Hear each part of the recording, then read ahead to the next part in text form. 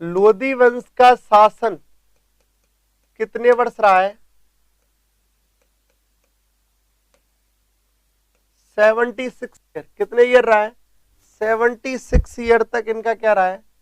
शासनकाल रहा है। किसका? लोधी वंश का। याद रखना, पहला अफगानी वंश है, पहला, समझना आप इसको, पहला अफगानी वंश था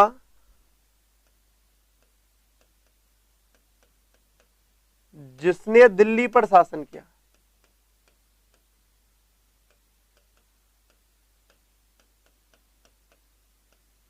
शासन किया, ये अन्य महत्वपूर्ण चीजें हैं। दूसरी बात,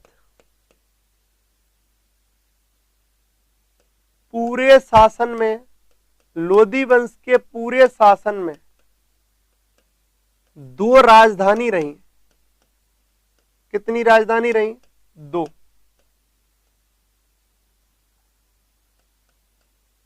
नंबर 1 दिल्ली। दिल्ली दोस्तों 1451 से लेकर 1506 तक रही, अर्थात 56 ईयर। दूसरी रही दोस्तों आगरा। आपको पता है कि सिकंदर लोधी ने 20 ईयर, अर्थात कितना? 20 ईयर। मैं लोधी वंश के थोड़े अन्य महत्वपूर्ण तथ्य पढ़ा रहा हूं आपको, और याद रखना दोस्तों, इस वंश का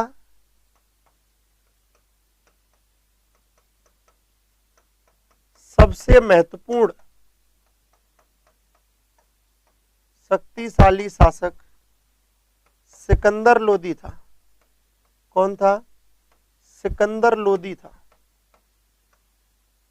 सबसे महत्वपूर्ण और शक्तिशाली शासक कौन था? सिकंदर लोधी। आगे अपन बात करें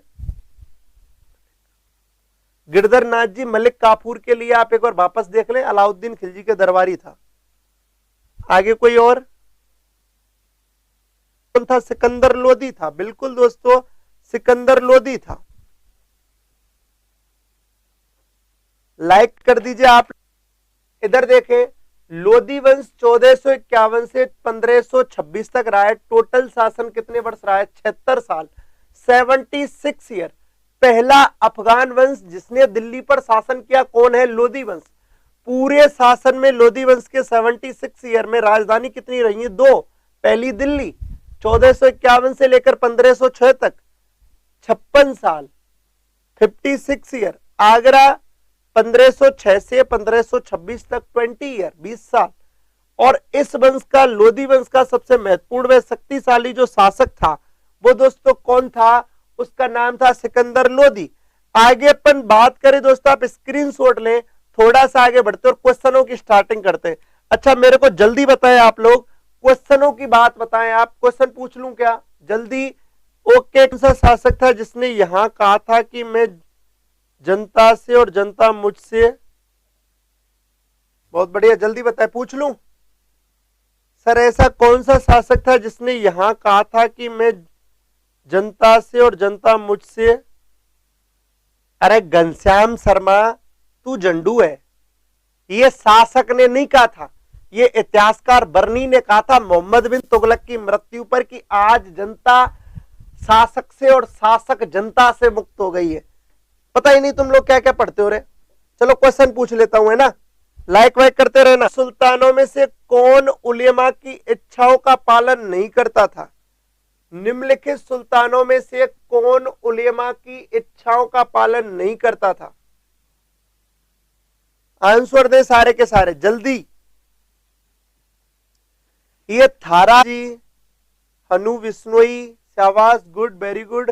चलो इसका आंसर मैं दे देता हूं। इसका आंसर है अलाउद्दीन खिलजी। इसका आंसर क्या है दोस्तों? अलाउद्दीन खिलजी। लो भाई, नेक्स्ट क्वेश्चन की अपन बातें कर लेते हैं। बिल्कुल नेक्स्ट क्वेश्चन की बातें करते हैं दोस्तों। लाइक जरूर कर दो आप लोग, थोड़ा सा लाइक भी कर दिया करो। निम्नलिखित में से किस राजवंश के सुल्तानों ने सामान्यतः खलीफा के नायब के रूप में अपना नाम सिक्कों पर अंकित करवाया? बड़ा अच्छा क्वेश्चन है। निम्नलिखित में से किस राजवंश के सुल्तानों ने किस राजवंश के सुल्तानों ने सामान्यतः खलीफा के नायब के रूप में अपना नाम सिक्कों पर अंकित करवाया? बड़ा अच्छा क्वेश्चन है, आंसर दें आप। निम्नलिखित में से किस राजवंश के सुल्तानों ने सामान्यतः खलीफा के नायब के रूप में अपना नाम सिक्कों पर अंकित करवाया? जल्दी जल्दी आंसर दें दोस्तों, सारे के सारे आप लोग लाइक भी कर दें। बढ़िया, डीके जहांगीर, गुड। और इसका आंसर है तुगलक। आंसर क्या है दोस्तों? तुगलक। इसका आंसर है तुगलक। नेक्स्ट क्वेश्चन की बातें कर लेते हैं, आगे चले, टाइम कम है, क्लास के क्वेश्चन अभी और कई हैं। बलबन ने सार्वभौमिकता तथा राजकीय नीति को जानने के लिए मूल स्रोत है। बलबन की सार्वभौमिकता, समझ रहा है इस बात को? बलबन की सार्वभौमिकता तथा राजकीय नीति मतलब राज्यत्व का सिद्धांत, मैंने पढ़ाया था बहुत अच्छी तरीके से, वो जानने का जो मूल स्रोत है वो क्या है? आंसर दें आप, बिल्कुल आंसर दें सारे के सारे, और लाइक भी करते चले। शंकर गुर्जर नमस्ते भाई, आंसर दें दोस्तों जल्दी जल्दी। बलबन की सार्वभौमिकता तथा राजकीय नीति को जानने का जो मुख्य स्रोत है वो क्या है? आंसर दें आप सारे के सारे। बहुत बढ़िया, परमिला जी गुड मॉर्निंग। आंसर है बर्नी। आंसर क्या है दोस्तों? बर्नी। इसका आंसर है बर्नी। आप बिल्कुल दोस्तों आंसर